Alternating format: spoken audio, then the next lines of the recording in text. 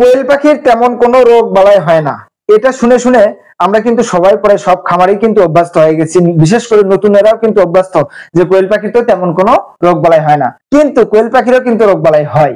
সেটা হলো কোয়েল পাখির মূলত যে সমস্যাটা আমরা ফেস করি সেটা হলো কোয়েল পাখিকে মাঝে মাঝে ঠান্ডা লাগে। আচ্ছা, ঠান্ডা লাগে কি জন্য, এটা আজকে আমি আপনাদেরকে বলবো। দেখা যাচ্ছে যে প্রচুর পরিমাণ গরম হচ্ছে, অর্থাৎ 7-8 দিন পর্যন্ত দেখা যাচ্ছে একই পরিমাণ তাপ প্রবাহিত হচ্ছে, অর্থাৎ গরম অনুভূতি হচ্ছে।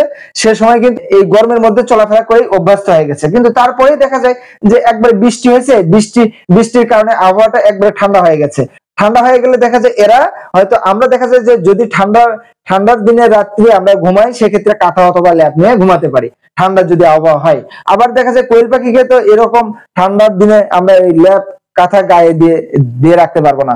এর জন্য কিন্তু এরা যেভাবে আটে ছুটি একবারে জড়সড় হয়ে ঘুম আসে অথবা থাকে শেডের ভিতর, এর জন্য কিন্তু ঠান্ডা লাগে। এটা আমরা অনুভব করব কিভাবে, মানে বুঝবো কিভাবে কোয়েল পাখির ঠান্ডা লেগেছে? দেখবেন কোয়েল পাখির ঠান্ডা লাগলে এরা খাবে কম, খাওয়া দাওয়া কম করবে, ঝিম মারে থাকবে, চুপচাপ থাকবে, পানি কম খাবে, খাদ্য কম খাবে, মানে লড়াচড়া তেমন করবে না। আপনার শেডের মধ্যে যাবেন, পাখিরা যেমন চঞ্চলতা আপনাকে দেখলে লাফালাফি করবে, ঝাপাঝাপি করবে, ঠিক এরকম করবে না, একবার জড়সড় হয়ে থাকবে। তখন আপনার বুঝতে হবে যে কোয়েল পাখির ঠান্ডা লেগেছে। অর্থাৎ ঠান্ডা লাগার কারণটা আপনি ঠিকই কিন্তু আইডেন্টিফাই করবেন যে যেভাবে পাখিটা ছিল, অর্থাৎ গতকাল আপনার পাখিটা যেরকম মানে চঞ্চলতা ছিল, ঠিক ওরকম চঞ্চলতা আর থাকবে না। এভাবে আপনাকে বুঝতে হবে যে কোয়েল পাখির ঠান্ডা লাগছে। এখন কোয়েল পাখির ঠান্ডা লাগছে, আপনি কিভাবে ঔষধ খাবেন অথবা মানে কি করলে কোয়েল পাখির ঠান্ডাটা ভালো হবে? কোয়েল পাখির ঠান্ডা লাগলে যে আপনি বাজার থেকে যে কোনো একটা ঔষধ এনে খাওয়ালেই যে ভালো হবে তেমন না। কোয়েল পাখির ঠান্ডা জনিত রোগেরও কিন্তু ঔষধ আছে। মুগরির যে ঔষধগুলো আছে, অর্থাৎ মুগরির ঠান্ডা লাগলে যে ঔষধগুলো পাওয়া যায়, এই ঔষধগুলো কিন্তু কোয়েল পাখিকে খাওয়ানো হয়। অর্থাৎ কোয়েল পাখির আলাদা করে কোনো কোম্পানি কোনো ঔষধ এখনো বাজারে ছাড়েনি।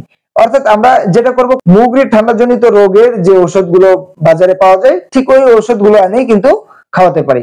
যেমন ধরুন, আমি যেটা করি, কোয়েল পাখির ঠান্ডা লাগলে যে ওষুধটা বেশি পরিমাণে আমি খাওয়াই, যদিও একটা কোম্পানিকে আমি মানে বললে হয়তো মার্কেটিং হয়ে যাবে, এটা আবার ভাবেন না যে আমি ঔষধের মার্কেটিং করতেছি। অর্থাৎ আমি যেটা করি সচরাচর সেটা হলো ডক্সিভেট 1 লিটার পানিতে 1 গ্রাম, মাইক্রোনিট 1 লিটার পানিতে 1 গ্রাম, সকালে এবং রাত্রে এই 2 বেলা ডক্সিভেট আর মাইক্রোনিট একই সাথে মানে কম্বাইন করে মিশিয়ে পানির সাথে মিশে ঔষধ দিয়ে দিই 3 দিন। 3 দিন খাওয়ালে মোটামুটি দেখা যায় কোয়েল পাখি আবার ওই স্বাভাবিক ভাবেই ওরা চলে আসে, অর্থাৎ আবার খাবার দাবার ঠিক মতো খায় এবং ঠান্ডাটা ভালো হয়ে যায়।